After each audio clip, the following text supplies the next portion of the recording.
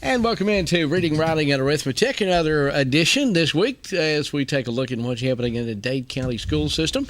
This week, we're at the middle school. We got Jameson Griffin, who is the principal at Dade Middle School. How are you, sir? Good. Thank you for having me again, Evan. Really appreciate it. Absolutely. Every week, of course, we kind of highlight a different school. And last week, we talked about Davis, and this week, it's all about the Dade Middle School. So we're excited to have you here. And I know there's several things we're going to talk about. Yeah, we got a lot going on right now. It's springtime. Weather's broken for us, and so people are getting outside, and we've got a lot of things happening at the middle school we're excited about. Well, I know they got some baseball games already. Mm-hmm. Yes, sir. Yeah, we got a couple of baseball games in, some soccer games. So, yeah, it's been really nice getting outside, letting Father Winter rest for a little while. I heard that. Well, the last time that we were on talking about middle school, we kind of laid out the four different houses, if you will. Yeah. And I want to ask you a little bit about the implementation of that and right. how how's it going. We had a couple of students around the different houses that were on last time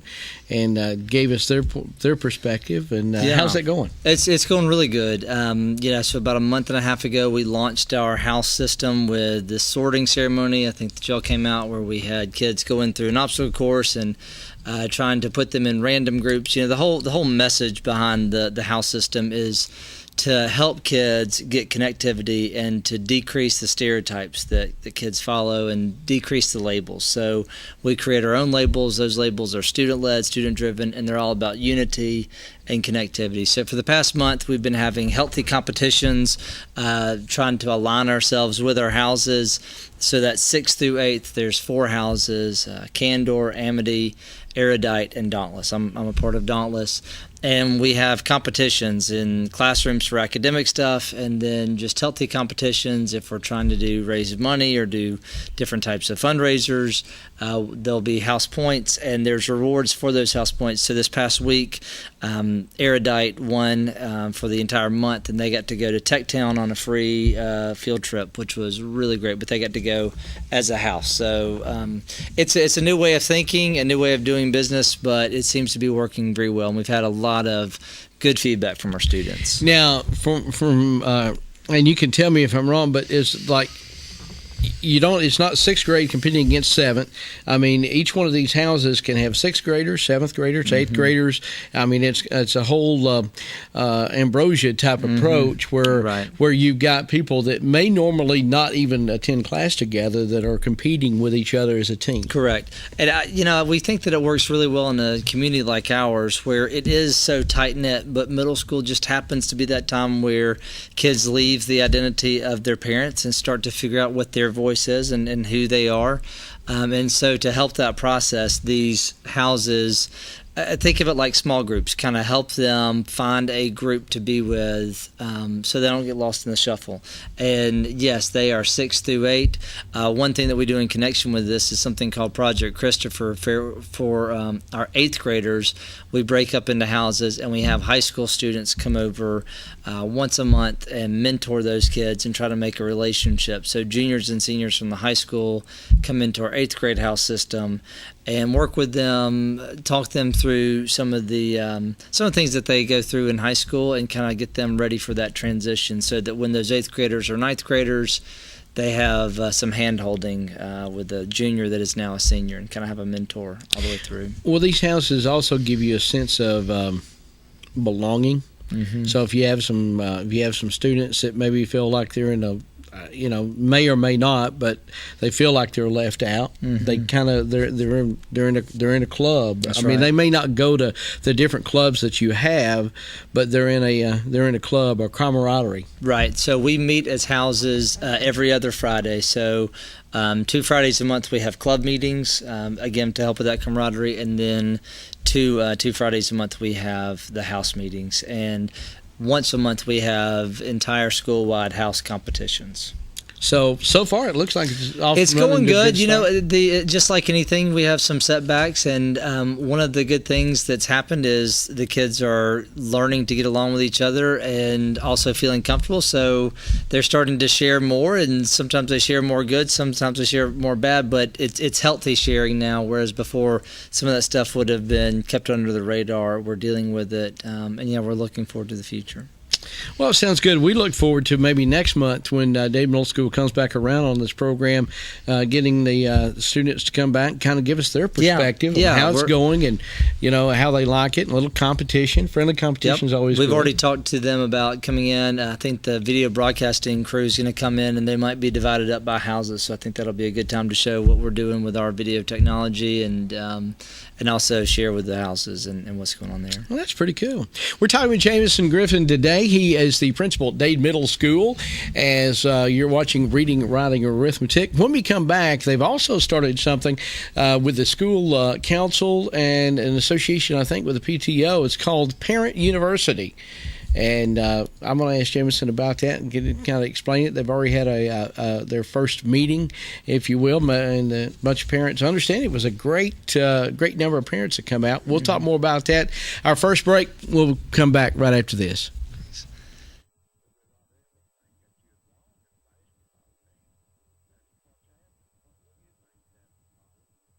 Local dry cleaners located at 57 Crabtree Street, right behind Dorcrisp Realty in Trenton. Morningstar Dry Cleaners offers a drop-off location for after hours and pickup service for businesses. We wash, dry, fold, iron, press, dry clean, and yes, we do alterations too. Now under new ownership, Morningstar Dry Cleaners. Open until 6 p.m. Monday through Friday for your convenience. Call them today, 657-3685. Morningstar Dry Cleaners on Crabtree Street, right behind Dorcrisp Realty in Trenton. Looking for that next new-to-you vehicle? Well, Rayburn Cloud at Cloud Auto Sales has just what you're looking for, including a '99 Ford F-250 Super Duty with new tires, Big V10 for only $4,700. How about an '06 Ford Expedition Eddie Bauer model with the V8 loaded at $4,995? Or an '09 Nissan Altima Super Gas Mileage with that 2.5-liter four-cylinder engine, only $5,995. See Rayburn Cloud today at Cloud Auto Sales, Alabama Highway 71 in Higdon, 597-3273 for Cloud Auto Sales, and like us on Facebook. A small bank with big service. Citizens Bank and Trust, offering a wide range of services, including online banking. Pay your bills, manage your account anytime, 24 hours a day. Your account balance is only a phone call away as well at 657-1234. Or visit our convenient locations. Lookout Mountain, Georgia, Higdon, Alabama, on our main branch on Highway 11 in Trenton. Citizens Bank and Trust, 657-5678. A community bank that believes in the community. Citizens Bank and Trust. Member FDIC, Equal Housing Lender. Georgia Northwestern Technical College wants to help put you to work. Our programs in business, health, industrial, and public service will train you for the jobs available today. GNTC offers schedules in day, evening, and online classes at 5 campus locations with financial aid options too. You are sure to find a career path that works for you with our variety of degrees, diplomas, and certificates available. Visit us in person or on the web at gntc.edu. Georgia Northwestern Technical College. Your career begins here. Hey everybody, bacon is back at Little Caesars. Pizza, pizza. That's right, it's Little Caesars Bacon Wrapped Crust Deep Dish Pizza. Our 8-corner pizza topped with pepperoni and bacon and wrapped in more than 3.5 feet of bacon. Get a large today for just $12. Little Caesars Bacon Wrapped Crust Deep Dish Pizza is available all day. And it's available hot and ready from 4 until 8 every day. Little Caesars, Highway 136 West in Trenton and 411 Kimball Crossing in Kimball. Get big savings now with Tennessee Valley Net. Tennessee Valley Net's digital television, telephone service, and high-speed internet is now available in many areas of Dade County and expanding to other areas like Edgewood, Piney, Lake Hills, Sligo, and New Salem. Digital television packages are available, including over 200 channels. High-speed internet services with 30 meg upload and download available now from TVN. Residential and commercial packages are available. Call now to see if TVN is available in your neck of the woods. 706-657-4367 or visit tvn.net. Join us for the Marion County Messenger in prime time, Monday nights at 9:30 Eastern, 8:30 Central, right here on KWN-TV.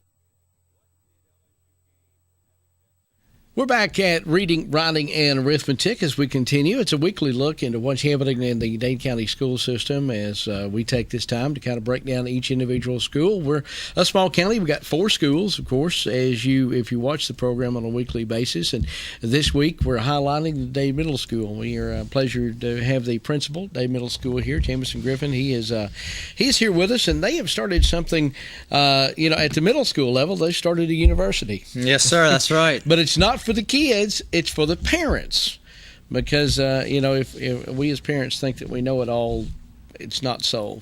It's not so. Tell us a bit about the idea about the Parent University, and then what are we starting to learn about it? Yeah, so we're in our baby phase, and I'm a parent as well, and a lot of times I think I know just about everything there is to know about my children. But what we're trying to do with the Parent University at the middle school is give parents a healthy medium, if you will, for constructive communication, to have a voice in what happens. The reality is they are the students. They're our students. They're your children, but we own them all. We share in their progress. We share in their successes and their failures. As I tell parents every time I see them out, and I probably wear them out with this, but a parent is the child's first educator, and their job never ends. So the more actively, the more constructively they can be a part of the process, the better it is for everybody. And that word construction, that's something that we use a lot in education. We want this parent engagement to be a constructive, solution-oriented, because the reality is children can act differently at home than they do at school. They've got different influences, different peers, and so they can act differently. So sometimes behavior that is seen at the school from children is not seen at the home. So with this Parent U, what we want to do is bring parents in, develop those relationships, develop that trust, so that when there is a problem that arises and we make a phone call to the house, we're talking to a parent that, one, trusts us, knows that we have the best interest at heart, and wants to be a team player in supporting us in what we're doing. One of the things that one of your school board or school council members was on one of our earlier programs this week, talking. Mr. Hunt, he was talking about the fact that a lot of times, to be able to find out some of the issues and then be able to deal with them, and from what he was sharing about this, you come together. And you talk. He's talking about 90 seconds where each individual person got up to be able to say what their issue, if they had one, and then you broke up in groups and come together, and you got to try to solve your problems. That's right. Yeah. So it's a really a structured way of communication. So people come in, we have a welcome. Usually we have an address from students to share something that's going on. A lot of times, in this first one, we brought in high school students to kind of share, hey, this is normal. High school or middle school is a challenging time. Kids are going through, they're starting to go through puberty. They're going through adolescence. They're having their first types of changes, hormonal and otherwise. And then we break up into small groups of 10 to 12, and we have discussion topics. And so we go around the table, and each person shares their opinion about a particular question or situation. On this first one, we talked about, what do you dislike about the middle school? What do you like about the middle school? What questions do you have about the middle school? And so those are 3-round discussions. And like you said, each person at the table had a chance to go around and share what their opinions were. And then we narrowed those down to the top 3 for that group, and then we rotated groups and let those groups share out to the entire audience. So again, that way it doesn't become just a stand up, let me give you some criticism, and then this person over here is trying to defend, and it becomes more of an argument rather than a solution. This way we take those top 3 suggestions, we put them into a strategic plan, and then we come back at the next Parent U and talk through, okay, what are these strategies that we're going to use and implement, and how are we going to do it, and how, parents, since they're your suggestions, how are you going to help us implement them? What was your top 3 or 4 out of the groups? What are some of the things that they brought up that was... Great question. So one of the big takeaways that we had was the mode of communication. We communicate via email a lot of times, and through report cards, through paper stuff. We put stuff on our website. But one of the big ways that people communicate these days is with smartphones. And so parents really want that instant communication. So trying to get more towards the text message. One thing we've recently launched is our DMS Twitter account, which allows parents to follow us, and it's an open window into the school building. Daily we have people tweeting about what's happening in their classroom, different things that are going on, both academically and just from an extracurricular activity as well. So that was one big takeaway. Another one was just lack of information, parents feeling in the dark about how do we deal with discipline. These are things that are in our student handbook and on different places on the website, but parents just making sure that we have those lines of communication open. That was one of the big takeaways from this first one. I think for the parents that are out there, if you got, from what I understand, there was a large number of people that actually participated. Mm-hmm. Yeah, we were really pleased. It had I think 30 in one session and 10 in another, so 40 parents. And what do you have, 400 something students? Mm-hmm. 400, yep. So, 10% of the parents, and that's that.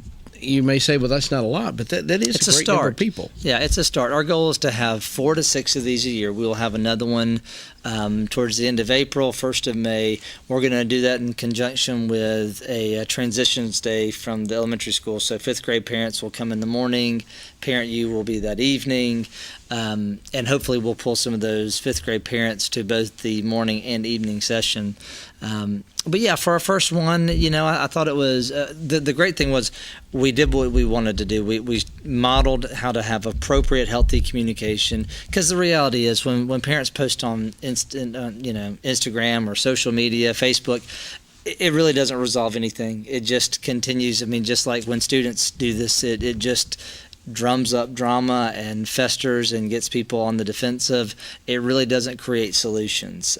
So Parent University is a place where your best voice can be heard and where your ideas can actually be implemented. So that's why we encourage parents to not post on social media unless they want to post something positive, which we always want to promote. But if there's a problem, coming to these parent universities is a great way and a healthy way to find resolutions. Well, it sounds like it's going to be a good asset. Where'd you find this at?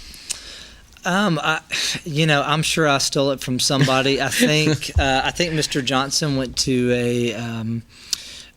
to professional development and heard about other schools doing it. So like a lot of things in education, we steal good, and we. Oh, absolutely. I think it sounds like in theory it's going to be a great thing. It gives the parents a where they can come and actually bring a concern and actually be heard. And I like it.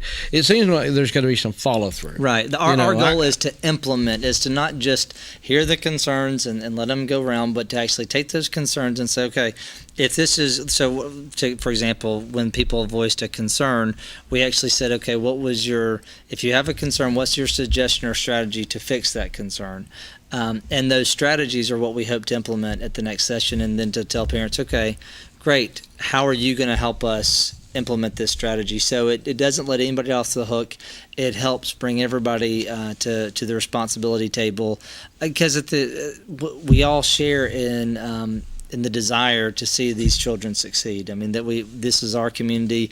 These kids come from 2 different feeder elementary schools, but then they really make these connections that become lifelong. I mean, most of the parents that I deal with went to the middle school, and their best friends, those relationships were forged at the middle school. Absolutely. We are talking about the new Parent University, and if you have questions, and maybe you're a parent of a middle schooler at Dade Middle School that haven't heard about this, or a grandparent or a guardian, I'm sure that Mr. Griffin would be happy to talk with you about it. Make sure that you're going to be invited to the next time they have this, and get involved. I think one of the biggest things, and I've told Josh Engel, who is the principal at the high school, told on a couple of times, is the fact that the unfortunate thing in this day and time, you've got to come up with a curriculum, and not necessarily in teaching, that you have to teach and implement your policies and your strategies based on that kids don't have parents. Because a lot of, because unfortunately in this day and time, if you have a single parent household, they may be working, or they may not be in the household, or grandparents may be raising. And I'm sure you see a whole preflow of this when you're doing that. And I'm glad to see some,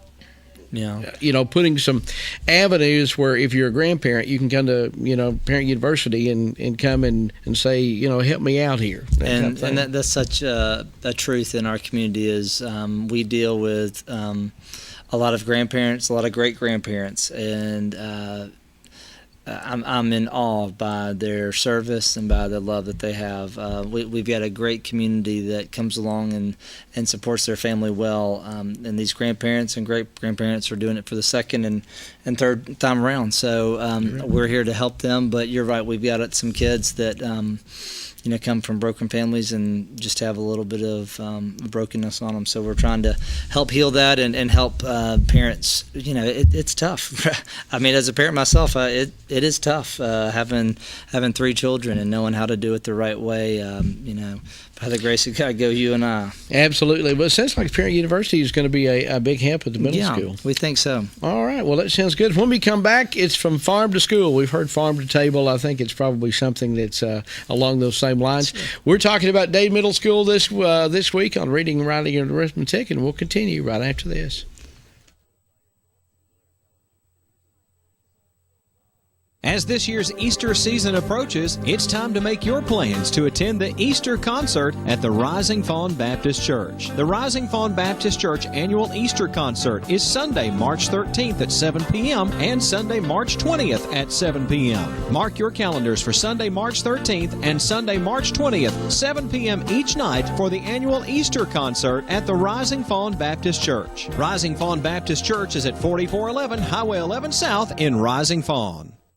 Folks around these parts have put their trust in the Ponder name for filling their prescriptions for decades. Jennifer Ponder Hicks, Doctor of Pharmacy, continues the tradition of fast, friendly, and personal service at Ponder's Mountain Pharmacy. Ponder's Mountain Pharmacy is convenient to our customers between Dobbins and North Sand Mountain School, next to Northeast Alabama Health Services. Ponder's Mountain Pharmacy gladly accepts most insurance plans, including Alabama Medicaid. When the need arises, have your doctor phone Ponder's Mountain Pharmacy at 597-4020. Open Monday through Friday, 8 to 5, Ponder's Mountain Pharmacy.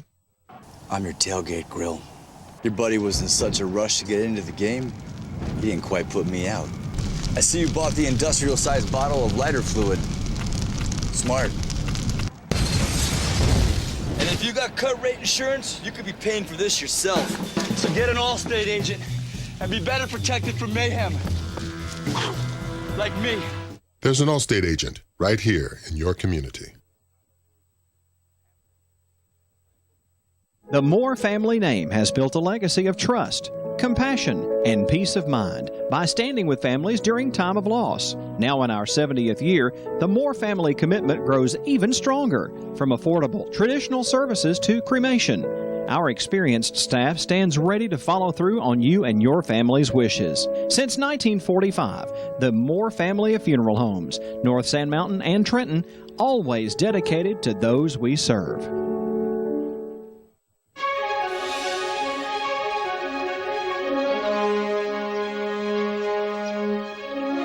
Last year, I didn't go to H&R Block. But this year, I can go to Block and pay half what I pay my other guy. You can switch to Block and pay half too. Half price is a better price when you think about it. So follow us. We're going to H&R Block. Switch to Block and pay half. Thank you for joining us, America. Joseph is in Florence, Alabama. Welcome to the Dave Ramsey Show, Joseph. Thanks for joining us, America. Samantha's with us in Seattle. Welcome to the Dave Ramsey Show, Samantha. Angie's with us in Baltimore. Hi, Angie. How are you? Thanks for joining us, America. We're glad you're here. Allie is with us in Austin, Texas. Hey, Allie. How are you? The radio home of the Dave Ramsey Show. Weekday afternoons at 1 o'clock Eastern on 1420 AM and 106.1 FM KWN.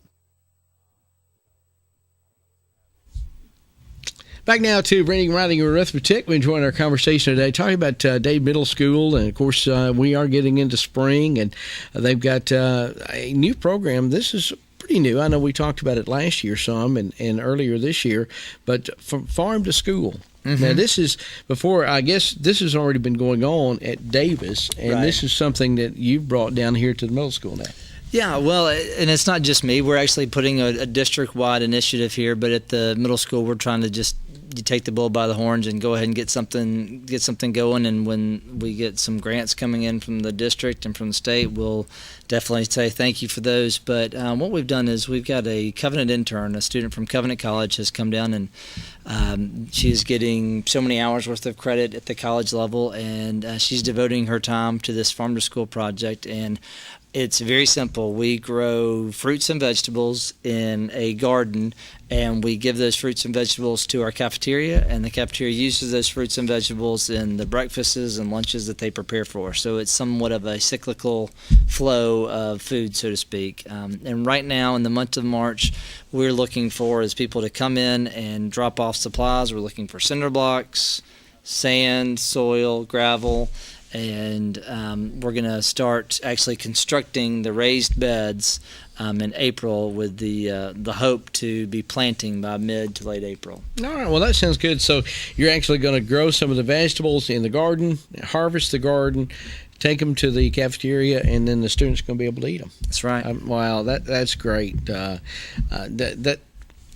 we've lost the over the years by all the technology, we've lost the horticultural grassroots. I agree. Working in the backyard, having your own That's garden right. type thing. Well, one of the greatest resources that I think that Dade County has is its natural resource of land. It's such a fruitful place. Literally, there's healthy soil here, so we're wanting to tap into that. We also know that there's a lot of farmers and just families that have great ties to land that have farmed as a part of their livelihood, and we think that it's something that will spark a lot of curiosity and interest from our students. So that's why we're trying to be as organized and as structured as possible. That's why March is the month where we are collecting all the materials. April is the month where we're actually putting those materials into use. So I'm asking parents, we're trying to do this in coordination with our house system, if parents have cinder blocks laying around their house, if they've got sand or gravel, they can dump it in a 5-gallon bucket and bring it to the school, put their kid's name on it, put their kid's house name on it. We will award points to that student, and then we'll of course give prizes away for the house that has the most donated. Very good. Yeah, we're looking forward to it. We think it can be something that could really take off. Having a raised bed and letting the art program, for example, come in and decorate the sides. And if parents don't have materials, if they want to just sponsor a raised bed, they can donate with money, and we will put that in a special account and use that money to go purchase cinder blocks, topsoil, that kind of stuff. So two options. Now we got to talk about the bad stuff. Yeah. Testing. All right. It's coming up. It's coming up 1 month away.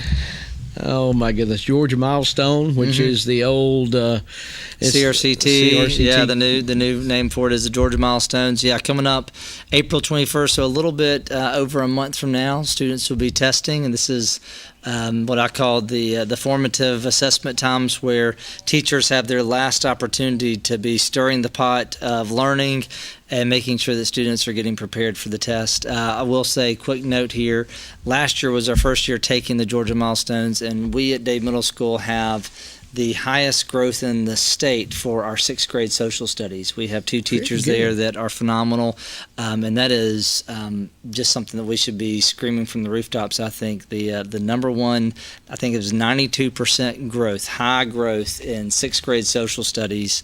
And that's the highest in the state of Georgia, the entire state. Congratulations. So, yes, that's Margaret Smart and James Emmett, 2 phenomenal teachers, and we're going to try to do something very special for them, get them some more publicity and some plaques. So something that we just found out a couple days ago, so really excited about that. Very good. Milestones coming up April the 21st through the 26th. Parents, you can do your job preparing your student ready for that. Get them good breakfast in the morning, get Absolutely. them out the door, and all that good stuff. Jameson, we certainly do appreciate you. Thanks for coming to share the activities that are happening. A lot going on at the middle school. Thanks so much for having me, Evan. Really appreciate it. Absolutely. We appreciate you watching every week as we take a look into what's happening in all 4 of the schools here in Dade County. Next week, we'll be back with another school. Until then, thanks for watching Reading, Writing, and Arithmetic.